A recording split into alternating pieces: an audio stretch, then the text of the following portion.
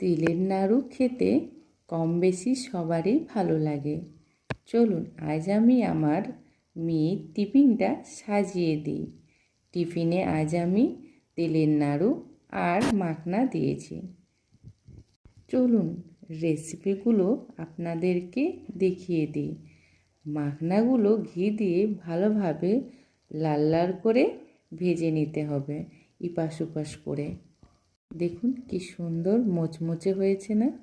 এবার তিলের নাড়ুর জন্য এগুলো ভালোভাবে ব্রাউন করে ভেজে নিতে হবে। ভাজা হয়ে গেলে অন্য পাত্রে তুলে নেব। এতে কিছুটা খেজুর গুড় দিয়ে একটু গরম করে নিয়ে তার মধ্যে কিছুটা আদা কুড়ে দিয়ে দেব। গুড়টা ভালোভাবে ফুটে গেলে ওর মধ্যে ভেজে রাখা তিলগুলো দিয়ে ভালো